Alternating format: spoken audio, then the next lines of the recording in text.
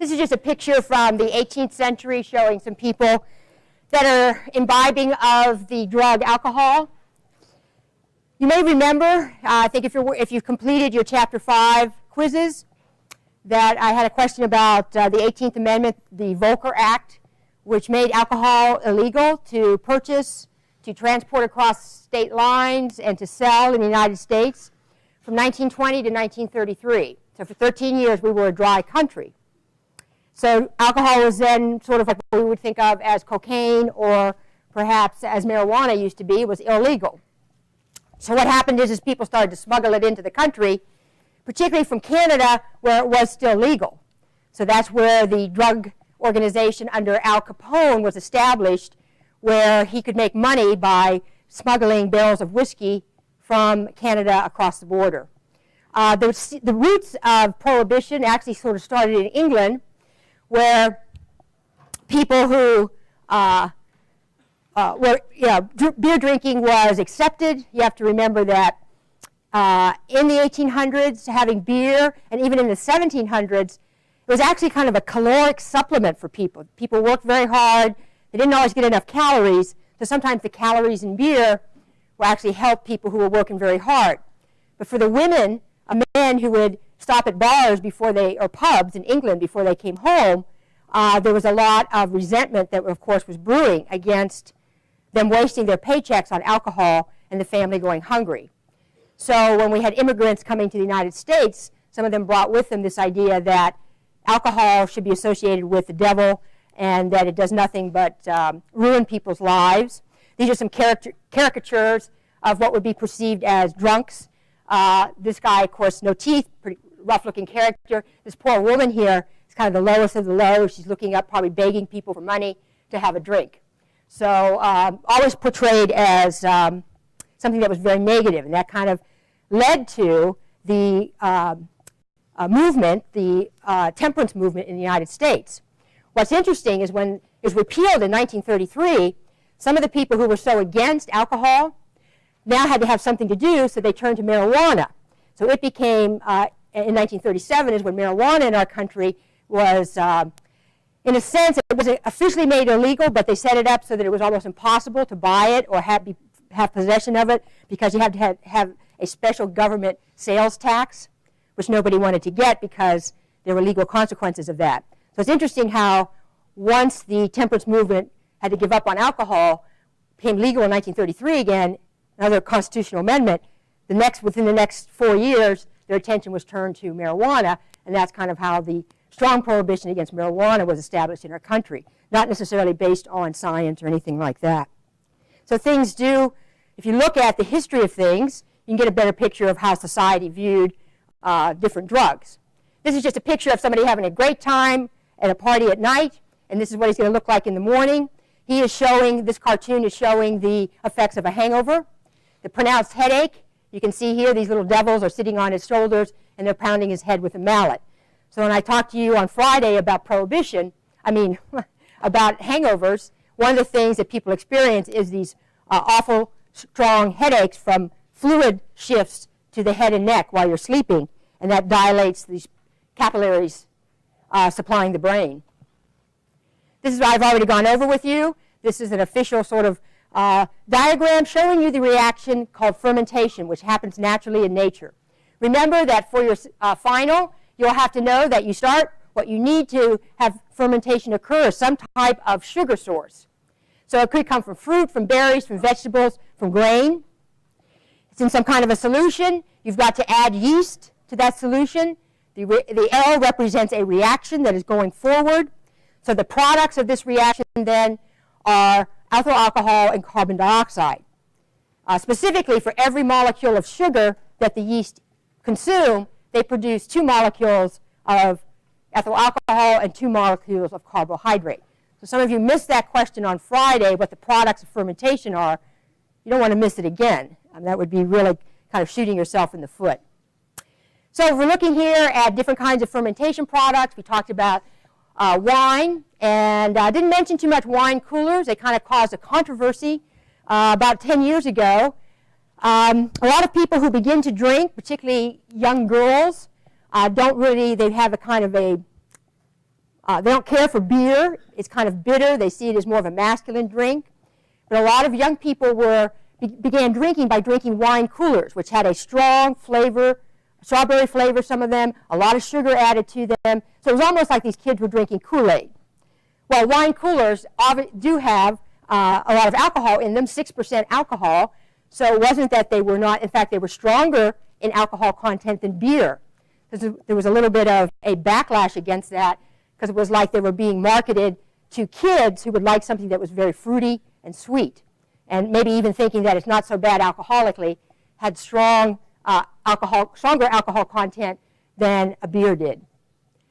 If you're looking at the different kinds of beers, you're just talking about how they might be processed, whether they're going to be a lager, a golden ale, or a dark ale, or you can add some in malt liquor. You carry the fermentation as far as you can without affecting the flavor, and then you can actually add alcohol on top of that. Light beer, usually going to be between 3 and 4% in the United States. That's often what people say you're actually getting in all of our beer. It often ranges between 3 and 4%. They're not that accurate in figuring out what percent alcohol is there. But the idea of light beer is that you remove the extra carbohydrates that are left over from fermentation. So you're still getting calories from the alcohol itself, but you're not getting those extra calories that come from carbohydrates that are left over. So it has a thinner flavor, a thinner consistency to it. And then, of course, you start distilling things. Just take anything you fermented. I hear someone talking. Is there a question? No? Okay. If you have a question, just raise your hand. I'll be happy to answer it. Whiskey, Scotch. Scotch gets a particular flavor from being stored in charred oak barrels. And some people who like Scotch like that distinct flavor. Scotch is something that, for me, gives me a very bad headache. I never can drink Scotch. Lots of congeners in Scotch left over from how it is stored in those charcoal-coated barrels. Then there's all kinds of liqueurs that are out there where you do add a lot of extra flavor. You can have almond added to a liqueur. Usually they're about 28% alcohol. For amaretto is an almond liqueur. Kahlua has a coffee-type taste to it. So it's all designed for people to have flavor added to the alcohol. And as you may recognize in San Antonio, we have some very interesting bars here. And we've had several bartenders that have made it to the national finals in terms of mixology contests.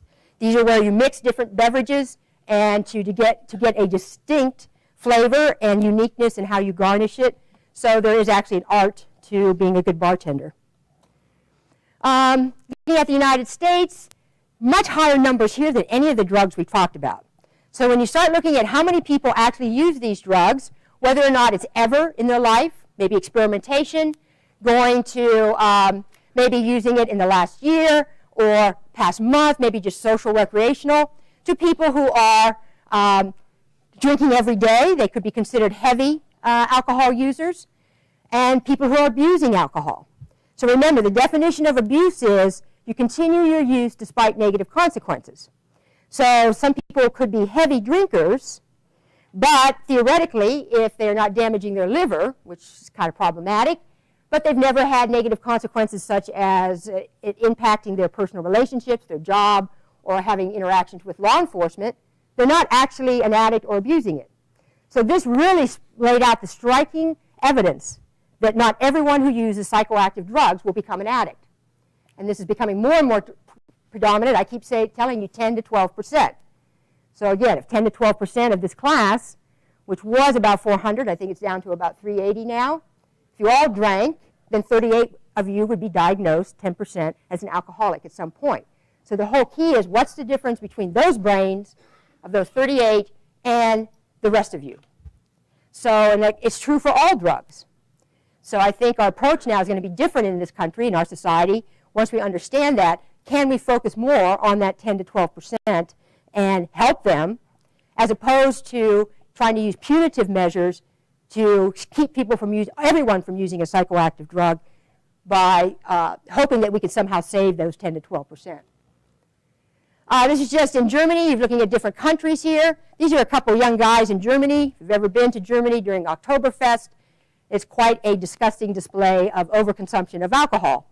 If you go down to the subways, it's like, oh my God, people have had massive amounts of beer. And the thing is, when you drink massive amounts of beer, you are getting so much liquid because it's not that concentrated. So people have asked me, how can a mug of beer have the same alcohol content as a little shot glass? Well, the difference is only 4% of those molecules are alcohol in the beer, whereas it might be 50% of the molecules are alcohol in the little shot. So it's how concentrated the alcohol is. When people consume large amounts of that fluid, if you look at these two guys, they're also kind of exhibiting sort of the bloated features that you see from people who are heavy alcohol drinkers.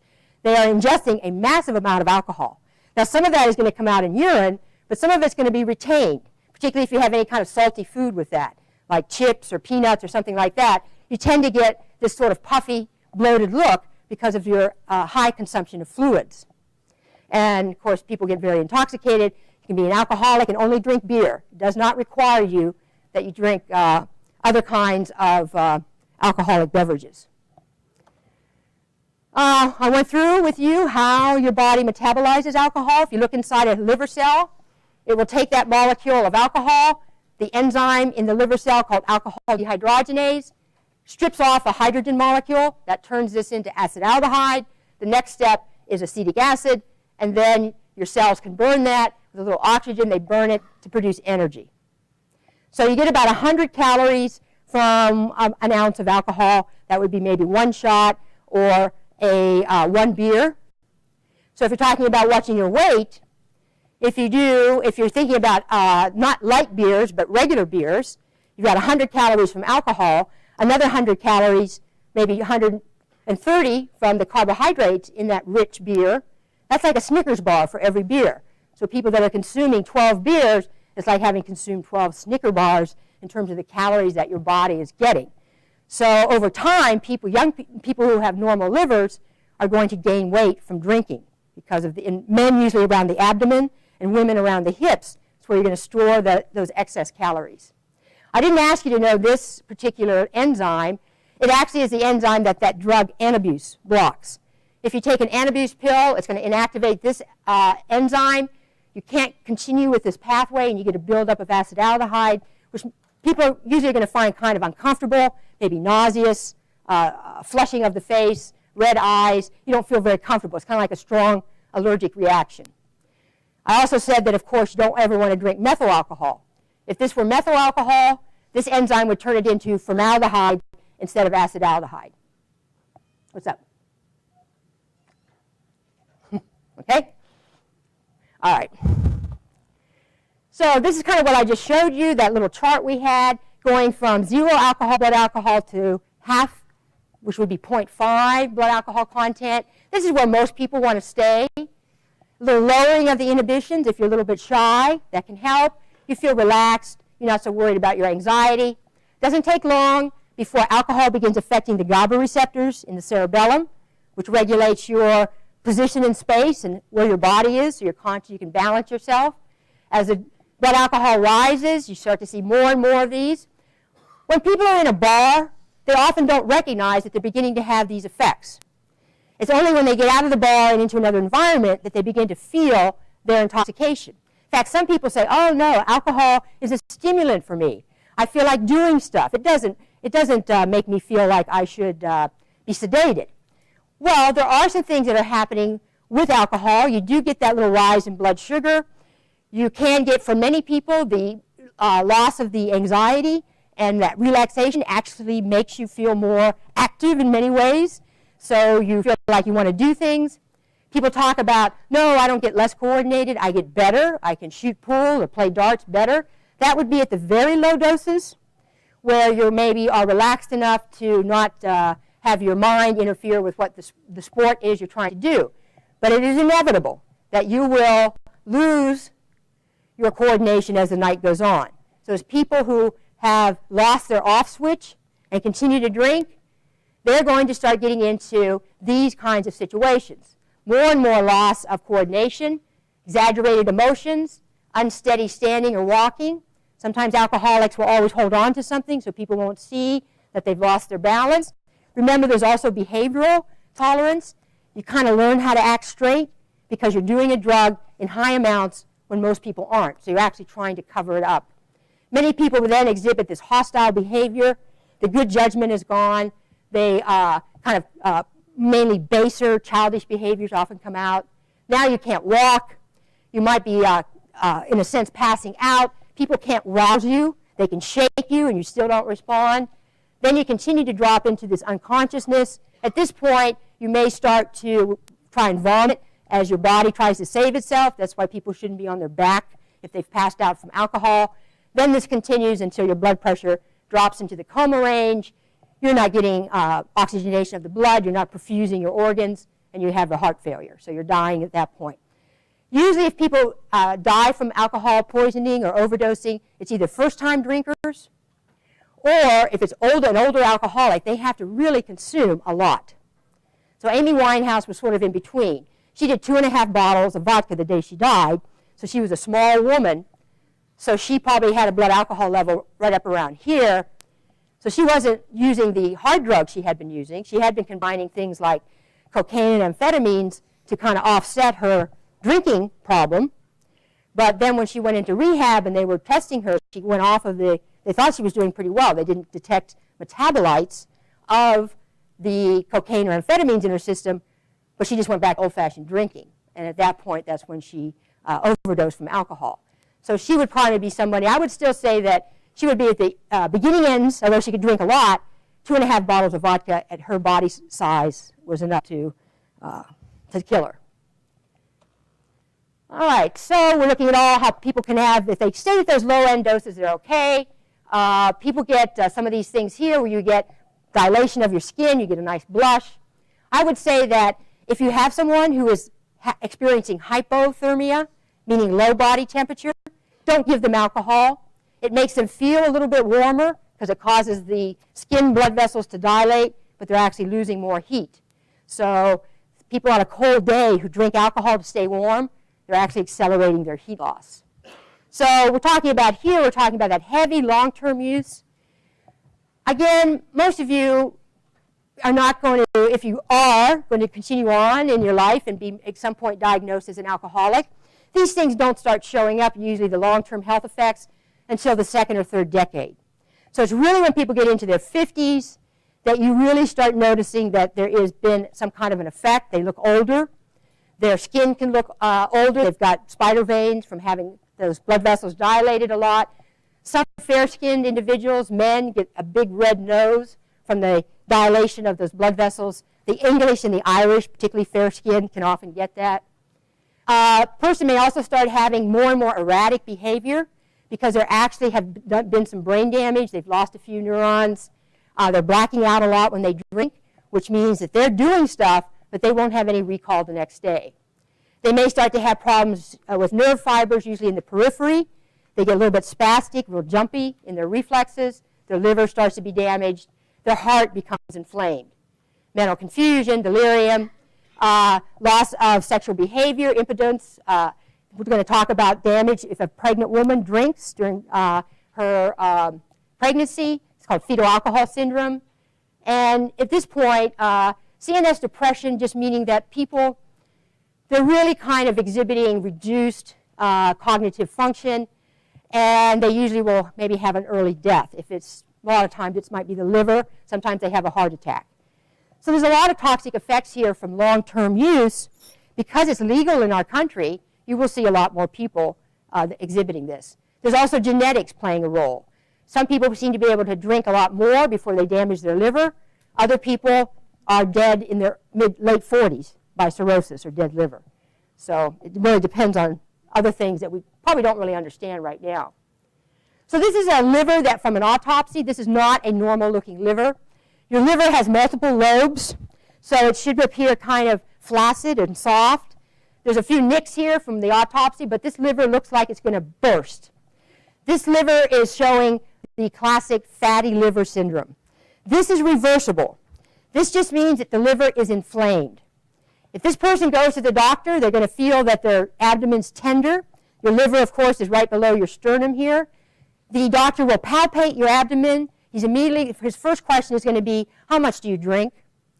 And at that, because he is noticing that it is your liver that's inflamed, what is happening here is irritated. It's constantly metabolizing alcohol.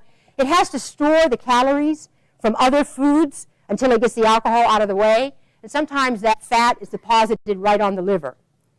Now, normally your liver is not a site where you would store fat. You store glycogen there, a form of glucose storage, but it wouldn't be fatty like this. So if the person stops, your liver will recover. If they don't stop, then they have a dead liver. This is an autopsy of a cirrhotic liver. All those little nodules that you see, those bumpy things, those are little pockets of scar tissue left when liver cells die. So they've just been, they've been going through, they've been burning alcohol. The liver became an alcohol burning engine in a sense, and it accelerated the death. This would be hard if you touch it, and because it's hard and knotty, the big vein that goes through the liver, the portal vein, gets constricted. So you tend to have fluid backing up trying to get through the liver.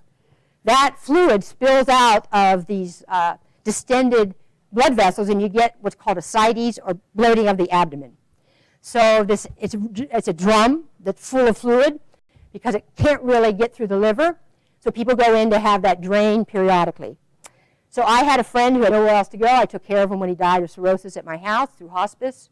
And I took him about 3 times to have his abdomen drained because it would get just tight like a drum. So he had just, he was probably, I think he had just turned 56, kind of estranged from his family. He'd been a sports photographer, a real charming guy, but a horrible alcoholic.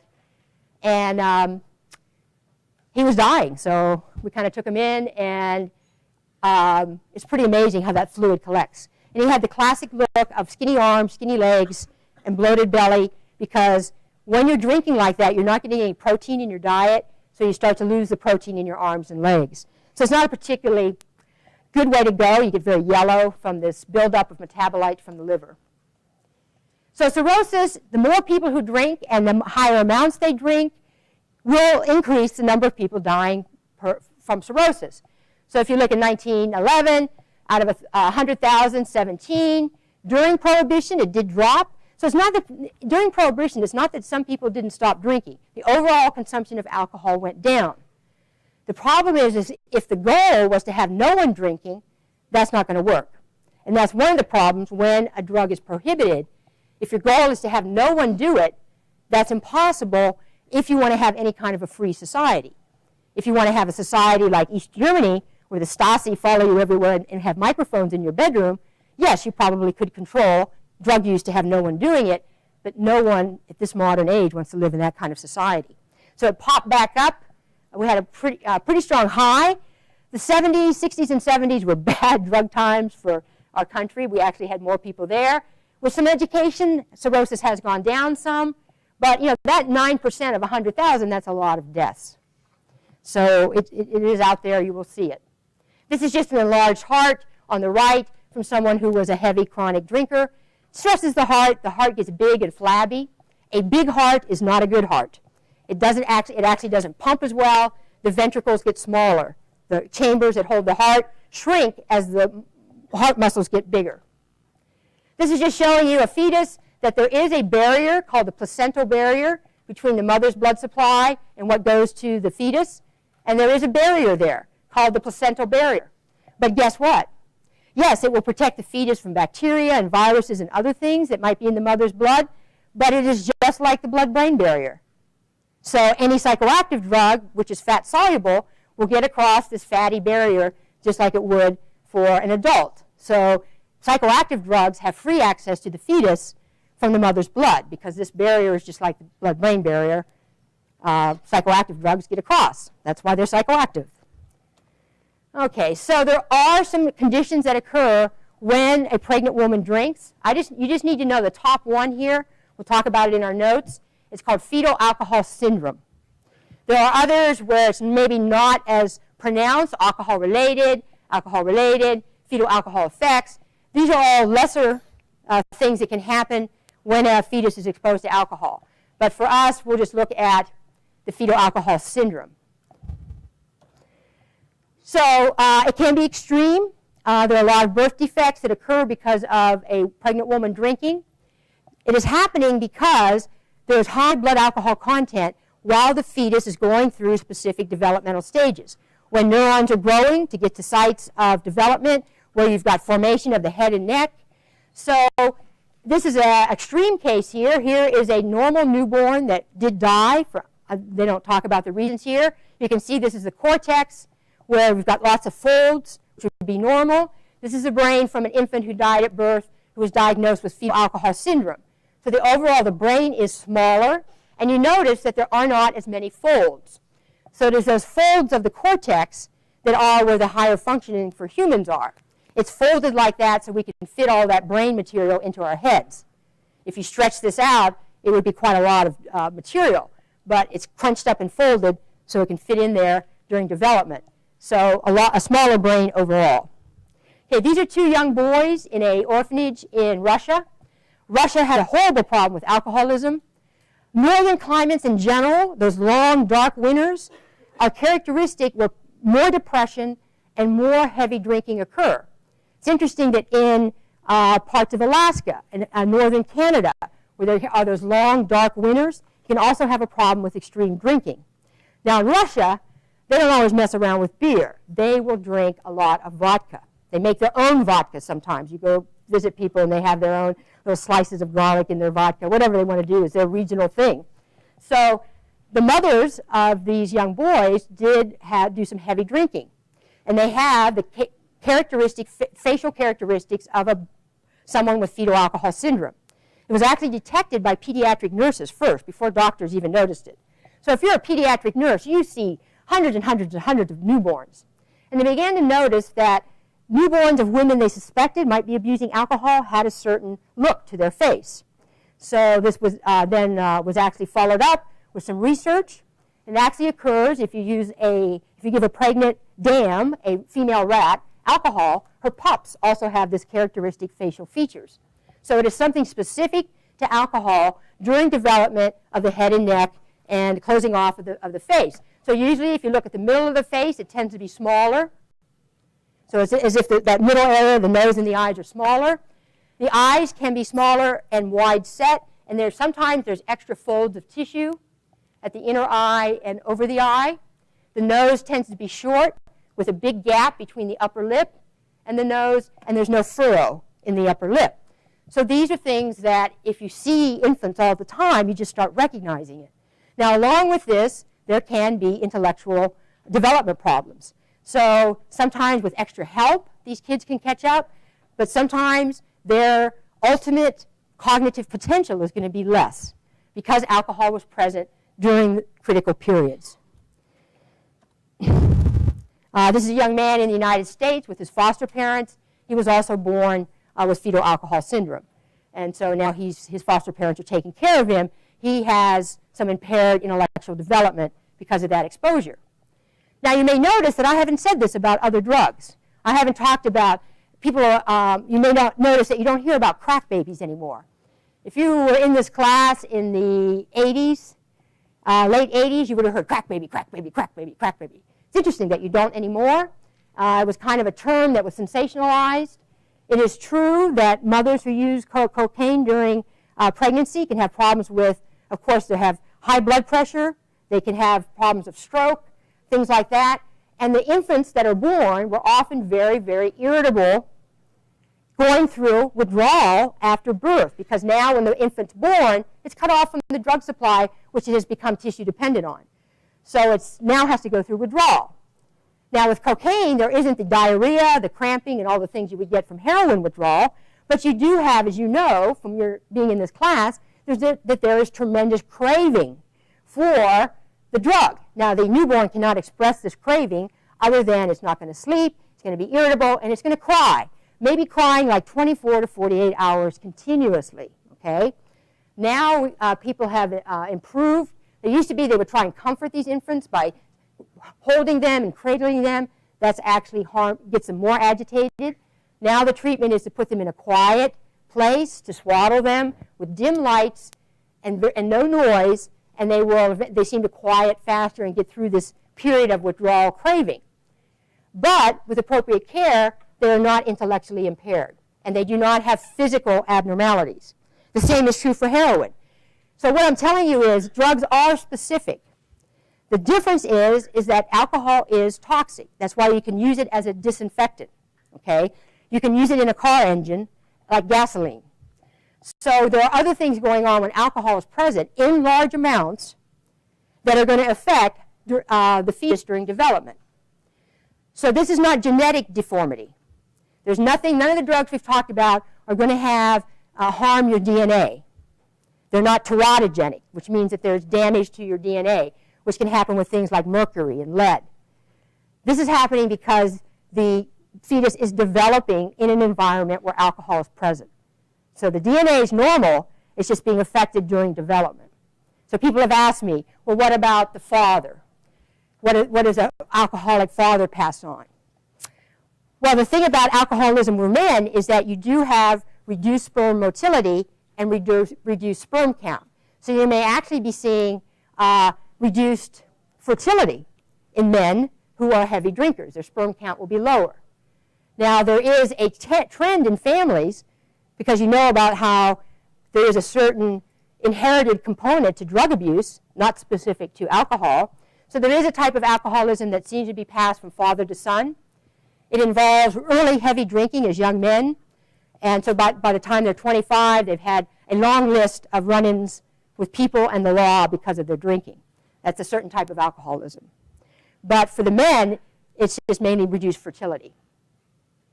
So if you're looking at the health effects, there are health effects here. We'll talk about specifically some of these fatal car crashes, fatalities, murders.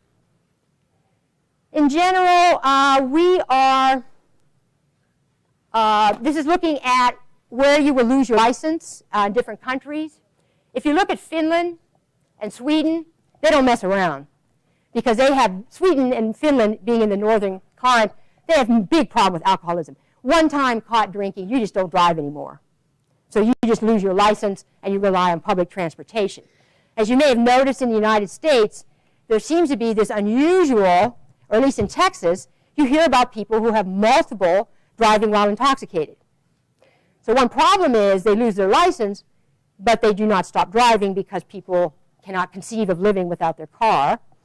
And eventually people who get caught, who are heavy drinkers, because their behavior is so poor, their kind of miscues while they're driving just get worse and worse, where they are the kind of person who will be in multiple accidents because of their drinking. So this is just over a person's life. This is an example of how you have reverse tolerance. Here, there's the amount of alcohol you can handle, meaning you can still function. And as you are a heavy drinker, when you're young, you keep handling more and more as you get tolerant.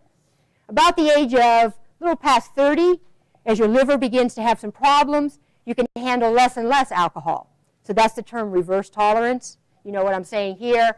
A couple drinks, as you lose your liver, you can't get rid of the alcohol and you have more effects. So that's sort of the graph that most people would see. Okay. Lots of graphs here. I usually don't ask you about those.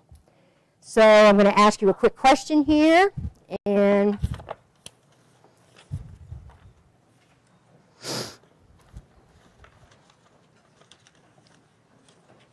I have to write it out here. I forgot to.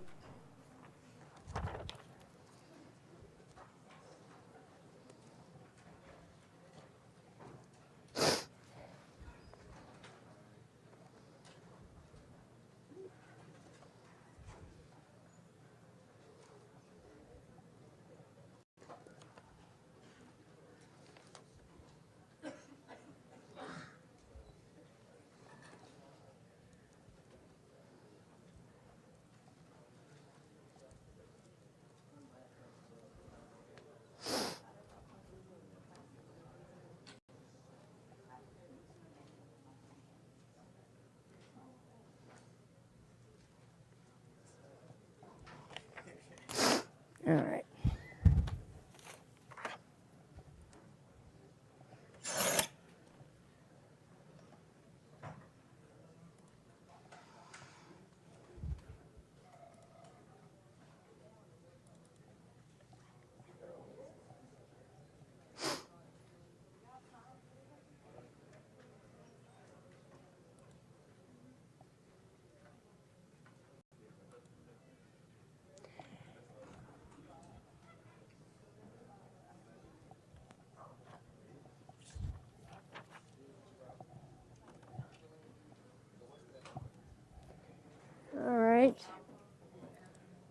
I'm going to open this up. I'm just opened it up now.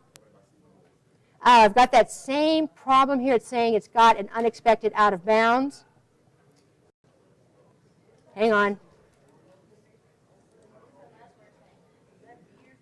Thought I had that figured out.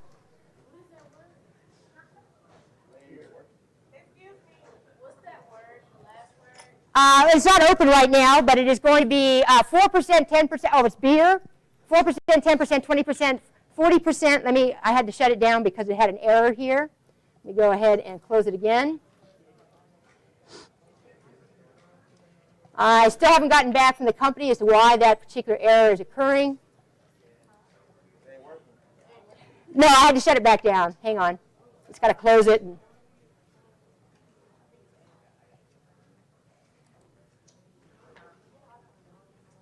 Hang on. Try it one more time.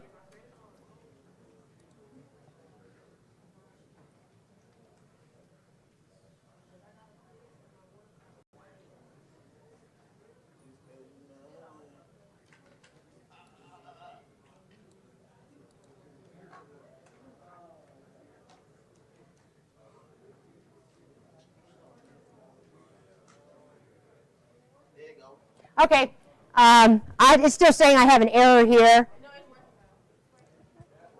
Okay. I'm just seeing 2 votes so far, so I don't think that. If you guys say it's working, I still registered just 2 votes. Well, I'm sure there's more people voting than 2 people, so I've got to stop it there.